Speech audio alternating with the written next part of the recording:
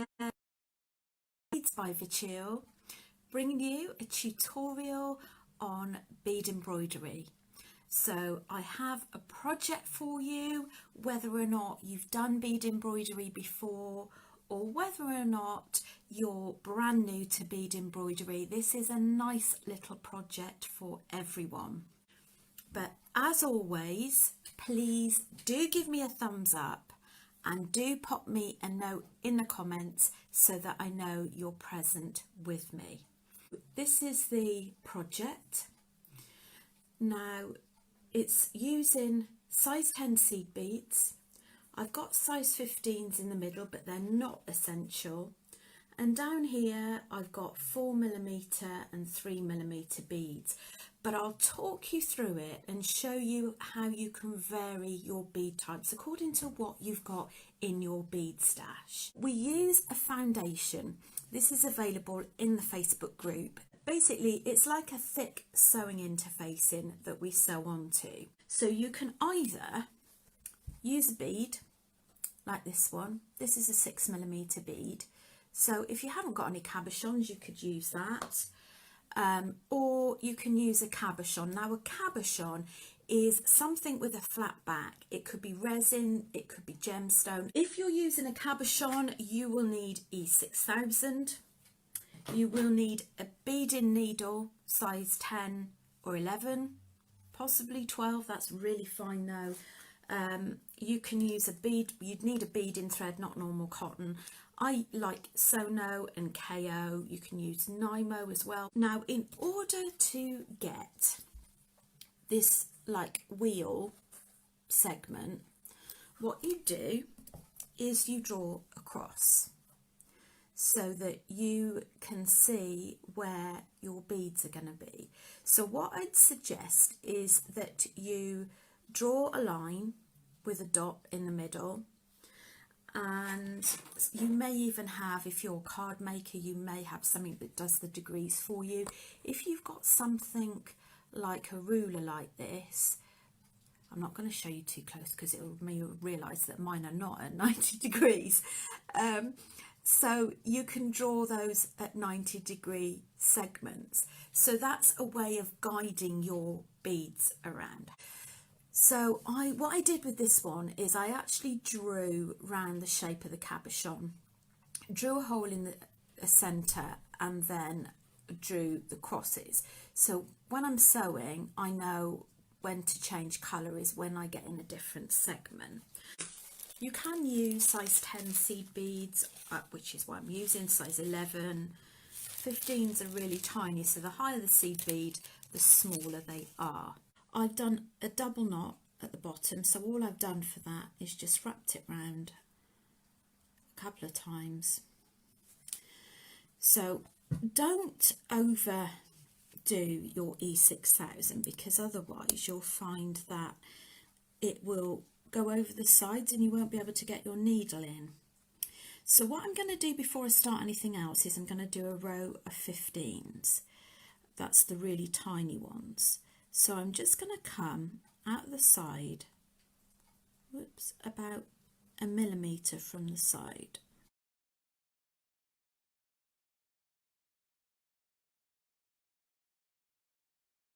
Let me just show you how I'm picking up the beads. So on the bead mat, I use it by touch because these are really tiny. So I'm picking up 3 at a time. So I'm going to shimmy that across.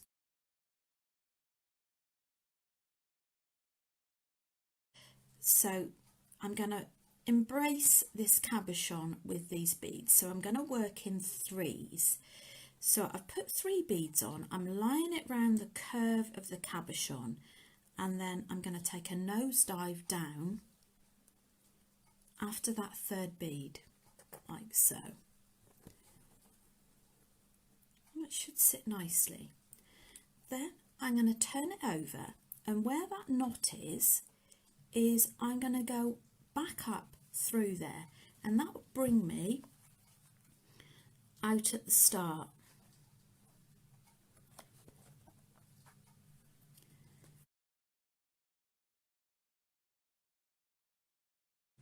and then you're going to push your needle through the 3 that you've just added. You can work in bigger groups, but I like to do 3s. So I'm going to add another 3.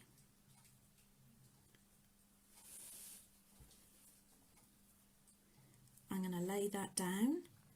I just like to actually do the size 15s at the start, so it doesn't really over swamp the cabochon, because these are really small cabochons.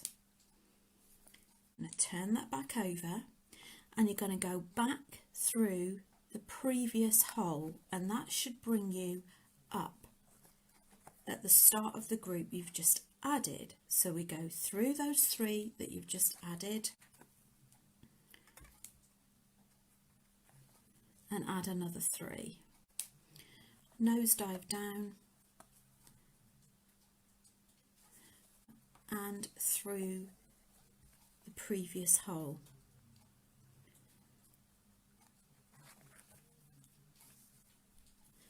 Nearly there.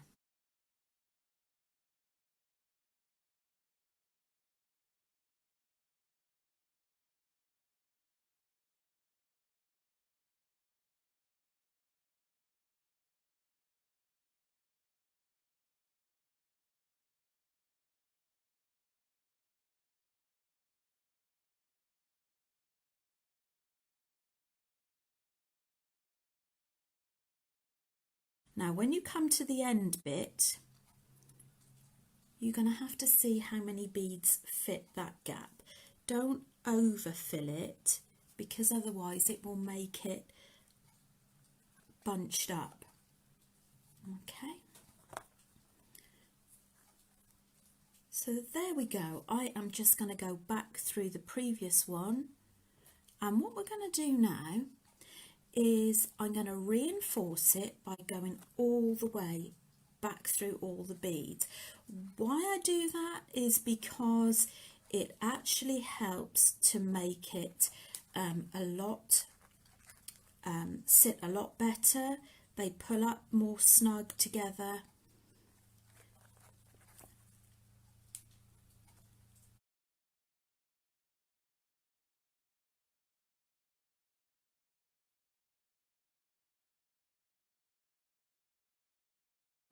So I'm taking that down the back of my foundation.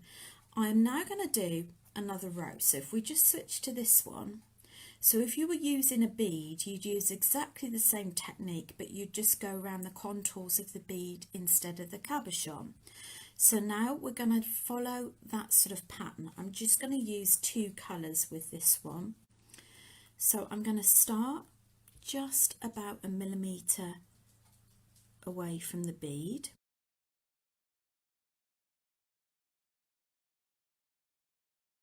So like I say, I'm using a size 10 seed bead, and I'm going to add another 3 beads. And what you're going to do here, push those 3 beads up, line them up so that they sit around the contours of the bead you've just done, and at the end of that 3rd bead, push down.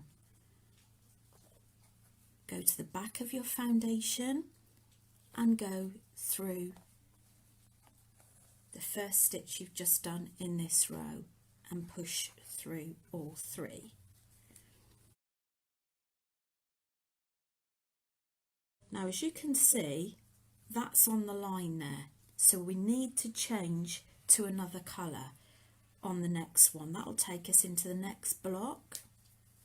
You might find there's not always the same amount of beads, but unfortunately you can't get absolute perfection with the diameters on this. So take a nosedive down, turn it over and back stitch.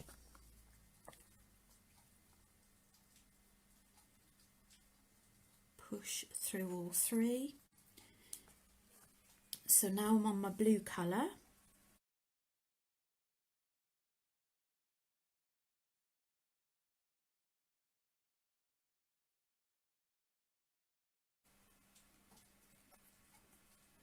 So as you can see, we're coming towards the end of this block. So I've got one, and then I'm going to have two green.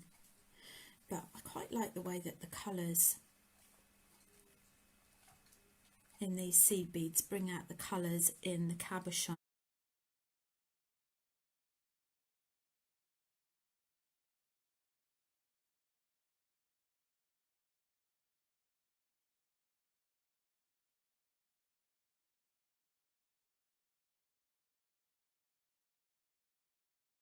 I'm going to switch to the blue.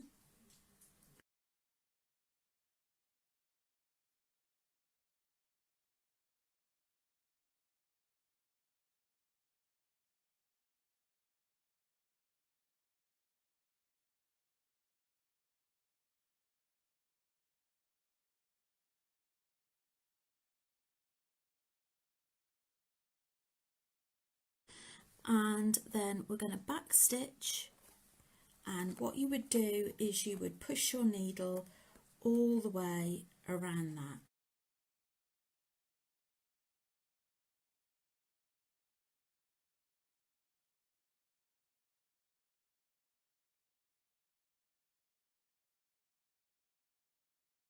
When you come to do the next row, obviously go down to the base of your foundation and bring your needle up. So we'd go down and then we'd come back up in a suitable spot again. So you would carry on and keep going all the way round. Let's just refer to this one. Okay, so we're going to presume that we've done all of this, and I'm going to move on and show you how to do the droppers. Also, what I've done, for those of you that are new to bead embroidery, I'm just going to show you how you tie off and start on with a new thread as well. Piece that I made earlier. So I'm going to show you, you've run out of a piece of thread. What do I do with it? How do I tie off? So I use a little bit of the foundation and go through one of the ladders, and before I pull it tight, tie a knot. I would do that in a couple of different places.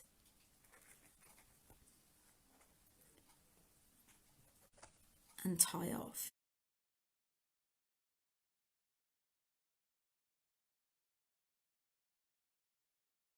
So I'm going to start in the middle. 1, 2, 3, 4, 5, 6, 7, 8, 9. That's a bonus. 1, 2, 3, 4.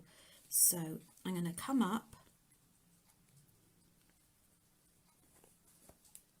underneath. 1, 2, 3, 4. So I'm going to go in. I'm going to start at the bigger one at the bottom. So I'm coming out of the side of one of the seed beads at the bottom, and I'm going to add threes.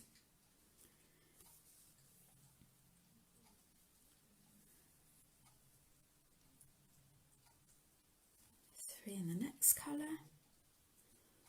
1, 2, 3. So I've got 1, 2, 3, 4, 5 groups of 3. 1, 2, 3. 1, 2, 3, 4, 5. There we go. And now I am going to add a silver one. I'm going to add a size 8 silver one, a bigger one. You just want to change the shapes and textures slightly. Then a size 10, sorry I'm going off camera, and then I have a 4mm pearl that I'm going to pop on the end. Now I'm going to switch back to my size 15s because they look quite delicate on the bottom, but you can use 11s. So I'm going to add a size 15 seed on there. It's a clear one, so you can't see it very well. I'm going to push it to one side, and I'm going to go all the way up through these beads.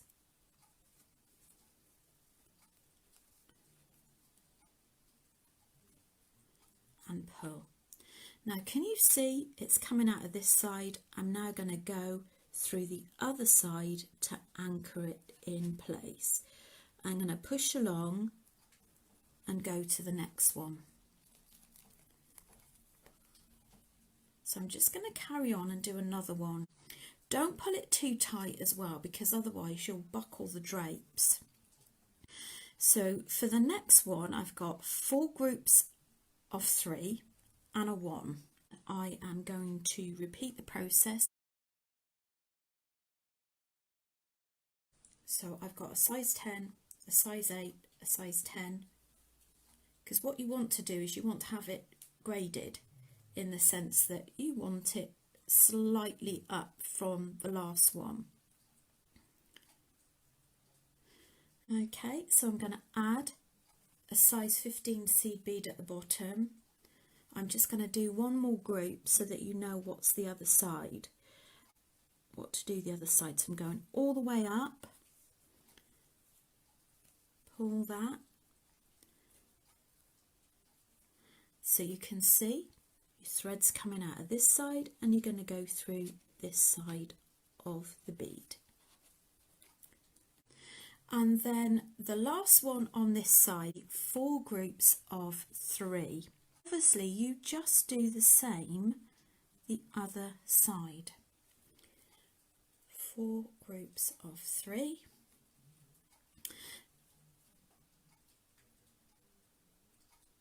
And then we're going to do a silver, a size 8, silver and a size 10. So it looked like we've got a bit of a longer silver drape there. And add in a size 4mm bead. That's just how big the actual bead is. And then I'm going to go up, all the way up,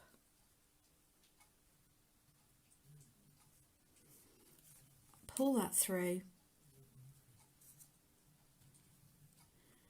and then go the other side of that seed bead.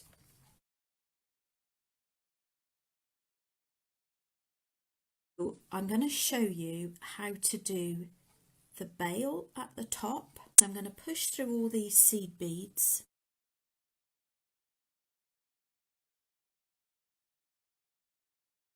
That's it. So I go through 4 of those seed beads, and I'm going to add 7. This is so that you've got something to pop a ring in, and I'm going to miss a bead and go through the next one. Now it's really important that you, what we call, reinforce that, because otherwise it won't have a lot of sort of security with it. So what I'd suggest is that you nosedive down and just bring your needle back up again, go through the beads and go back round again. Now what you need to do after is pop a jump ring on there, so it enables you to pop your chain through at the length you required. You would tie that off, obviously you'd finish off your pendant, but basically when you come to cut, have your nice sharp scissors and cut so that you can see the stitches, because it's really easy to cut into them. Take a good 5 or 10 minutes to actually get it nice and close. And if you can see lots of coloured thread, try and get one of the Sharpie felt tips to colour in the edges so that it doesn't show up so much. So then, I haven't got the backing with me, but you would buy some ultra suede backing, or you can use a felt if you want to, but I just find it irritates the skin a bit. You'd pop E6000 around there, and then you'd pop the E6000 onto that faux suede and then trim off the excess faux suede. So let me know how you found that. Wouldn't these make fab earrings? So you could just glue on a flat back is what they call it, so that that part goes into the earring, or you can have it as a dangle, but I thought that would look nice. I would ask you, please, if you try any of this, do share it. Thank you so much for joining me. Take care. Bye.